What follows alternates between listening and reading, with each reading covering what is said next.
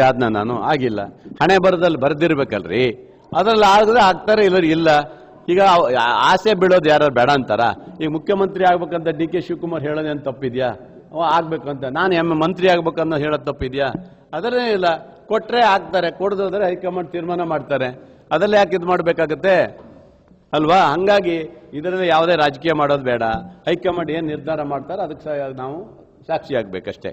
ಅದರಿಂದ ಮುಖ್ಯಮಂತ್ರಿಗಳ ಸ್ಥಾನ ಸಿಗಲ್ಲ ಅಂತೇಳಿ DK ಶಿವಕುಮಾರ್ ಅವರು ಇದು ಮಾಡ್ಕೊಳ್ಳೋದು ಬೇಡ. CM ನಾವು 5 ವರ್ಷ ನಾನೇ ಇರ್ತೀನಿ ಅನ್ನೋದ್ರ ಮೂಲಕ ಇನ್ನೂ ಆಸೆ ಇಟ್ಕೊಂಡಿದ್ದಾರೆ ಅನ್ನೋದು ಅದು ಗೊತ್ತಿಲ್ಲ. CM ಅವರು ಹೇಳಿದ್ದಾರೆ 5 ವರ್ಷ ನಾನೇ ಮುಖ್ಯಮಂತ್ರಿ ಅಂತ ಹೇಳ್ಕೊಂಡಿದ್ದಾರೆ. ಅದರಿಂದ ಹೈಕಮಾಂಡ್ ಅದು ತೀರ್ಮಾನ ಮಾಡ್ತಾರೆ. ಅವ್ರು ಯಾರು ಮಾಡಬೇಕು ಏನು ಅನ್ನೋದು ಅವರೇ ತೀರ್ಮಾನ. ಮುಂದುವರಿಸಬೇಕಾದ್ರೆ ಮುಂದುವರಿಸ್ತಾರೆ, ಇಲ್ಲ ಅಂತಂದ್ರೆ ಬೇರೆ ಕೊಡ್ಬೇಕಾದ್ರೆ ಕೊಡ್ತಾರೆ. ಅದರಲ್ಲಿ ನಾವು ಕೇಳಕ್ ಬರೋದಿಲ್ಲ. ಆ ಇದ್ರ ಮಟ್ಟಿಗೆ ನಾನು ಹೋಗೋದಿಲ್ಲ. ಯಾರೇ ಆದ್ರೂ ಸಹ ರಾಜ್ಯ ಸರ್ಕಾರ ಗಟ್ಟಿಯಾಗಿರ್ಬೇಕು, ಮುಂದೆ ನಮ್ಮ ಸರ್ಕಾರ ಬರ್ಬೇಕನ್ನೋ ಯೋಚನೆ ಮಾಡ್ಬೇಕು. ಅಷ್ಟು ಬಿಟ್ಟರೆ ನಮ್ಗೇನು ಇಲ್ಲ. ಅಷ್ಟು ಹೇಳ್ತಾ ಇದ್ದೀನಿ. ಆಮೇಲೆ ನಾನು ಹೇಳ್ದಲ್ಲ, ಈ ದೇಶದ ಮುಂದಿನ ಪ್ರಧಾನಿ ಗಡ್ಕರಿ ಆಗಬೇಕು. ಕಾರಣ ಇಷ್ಟೇ, ಒಬ್ಬ ಸಾಮಾನ್ಯ ವ್ಯಕ್ತಿತ್ವ ಇರುವಂಥ ಗಡ್ಕರಿಯವರು ದೇಶದ ಅಭಿವೃದ್ಧಿಯಲ್ಲಿ ಇವತ್ತು ಹೈವೇ ಇರ್ಬೋದು, ಇನ್ನೊಂದಿರ್ಬೋದು, ಬಹಳ ಉತ್ತಮವಾದಂಥ ಕೆಲಸ ಮಾಡಿದ್ದಾರೆ. ಅವರ ಸೇವೆ ಇಡೀ ದೇಶದ ಜನರಿಗೆ ಗೊತ್ತಿದೆ. ಅವರು ಯಾವ ವ್ಯಕ್ತಿ ಹೇಗಿದ್ದಾರೆ ಅನ್ನೋದು ಗೊತ್ತಿದೆ. ಮೊನ್ನೆ ಒಂದು ಮಾತು ಹೇಳಿದರು, ನಿಮ್ಗೆ ಗೊತ್ತಿರ್ಬೋದು, ಈ ದೇಶ ಬಡತನದಲ್ಲಿದೆ, ಬಡವರಾಗ್ತಾ ಇದ್ದಾರೆ, ಅತಿ ಶ್ರೀಮಂತರು ಮಾತ್ರ ಶ್ರೀಮಂತರಾಗ್ತಾ ಇದ್ದಾರೆ, ದೇಶದಲ್ಲಿ ಈ ಥರ ನಡೀತಿದೆ ಅಂತ ಹೇಳಿ ಒಂದು ಮಾತು ಹೇಳಿದ್ರಲ್ಲ, ನಿಜವಾಗ್ಲೂ ನಡೆದಿದೆ ಅದು. ಇವತ್ತು ದೇಶ ಬರಲಿ ಬಹಳಷ್ಟು ಜನ ಬಡತನದಲ್ಲಿದ್ದಾರೆ. ಯಾರೋ ಒಂದಿಷ್ಟು ಜನರ ಕೈಯಲ್ಲಿ ಇವತ್ತು ಈ ದೇಶದ ಆಡಳಿತ ನಡೀತದೆ ಅನ್ನೋ ರೀತಿಯಲ್ಲಿ ಹೇಳಿಕೆ ಕೊಟ್ಟಿದ್ದಾರೆ. ಇವೆಲ್ಲ ಗಮನಿಸಿದಾಗ ಆ ಮನುಷ್ಯನಿಗೆ ಕಾನ್ಸೆಪ್ಟ್ ಇದೆ, ಅವರಿಗೆ ಒಂದು ಇದಿದೆ, ಆಗಬೇಕು ಅನ್ನೋದು ಇರುತ್ತೆ. ಅಂಥವ್ರು ಮಾಡಿದರೆ ಖಂಡಿತ ಆಗತ್ತೆ. ಈಗಾಗಲೇ ಮೋಹನ್ ಭಗವತ್ ಅವರು ಹೇಳಿದಾರಲ್ಲ, 75 ವರ್ಷದ ನಂತರ ಯಾರು ಇದ್ರೆ ಅವ್ರು ಬಿಟ್ಕೊಡ್ಬೇಕಂತ ಏನು ಮಾತು ಹೇಳಿದಾರಲ್ಲ, ಇದು ಗಡ್ಕರಿಯವರಿಗೆ ಒಪ್ಪುತ್ತೆ ಅನ್ನೋದು ನಾನು ಅನ್ನಿಸ್ತದೆ.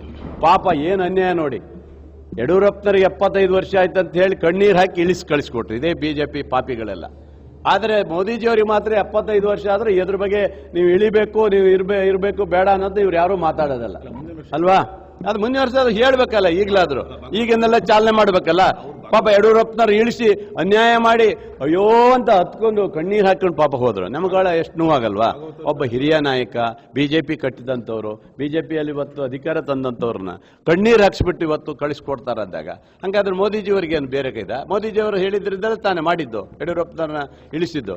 ಹಾಗಾಗಿ ಇವತ್ತು ಮೋಹನ್ ಭಗವತ್ ಅವರು ಹೇಳಿದ್ದು ಅದೇನೆ, ಈ ದೇಶದಲ್ಲಿ 75 ವರ್ಷದ ಮೇಲ್ಪಟ್ಟವರಿಗೆ ಅಧಿಕಾರ ಬೇಡ, ಬೇರೆಯವರಿಗೆ ಅವಕಾಶ ಕೊಡಿ ಅಂದ್ರೆ ನನಗೆ ಅದಕ್ಕೆಲ್ಲ ಗಡ್ಕರಿ ಕೊಡ್ತಾರಂತ ನಾನು ಆಸೆ. Thank you. ಅವ್ರು ಇಳಿಸೋದು ಬಿಡೋದು ನಮ್ಮದೇ ಕೈಯಲ್ಲಿದೆ. ಈಗ ಇವ್ರು ಹೇಳ್ತಾರಲ್ಲ, ಸಿದ್ದರಾಮಯ್ಯ 5 ವರ್ಷ ಆಗಿದ್ದಕ್ಕೆ ಈಗ ಹೇಳ್ತಾ ಇಲ್ವಾ BJP ಅವರು, ಸಿದ್ದರಾಮಯ್ಯ 5 ವರ್ಷ ಮುಂದುವರಿಸ್ತಾರೆ, ಇವ್ರು ಯಾಕೆ ಮುಂದುವರಿಬೇಕು, ಇದು ತಪ್ಪು ಅಂತ ಇವ್ರು ಹೇಳ್ತಾ ಇಲ್ವಾ? ಹಾಗಾಗಿ ಮೋದಿಜಿಯವ್ರ ಬಗ್ಗೆ ಇಳಿ ಅಂತ ನಾವು ಇಳಿಸ್ಲಿಕ್ಕೆ ಕೇಳಕ್ ಹೋಗೋದಿಲ್ಲ. ಮೋದಿಜಿಯವ್ರು ಇಳಿಸೋದು ಬಿಡೋದು ಅವ್ರಿಗೆ ಬಿಟ್ಟಿದ್ದು. 75 ವರ್ಷದ ಪ್ರಸ್ತಾಪನೆ ಮಾಡಿದ್ದೀನಿ ಅಷ್ಟೇ, ಅದು ಅವ್ರಿಗೆ ಬಿಟ್ಟಿದ್ದು. Thank you.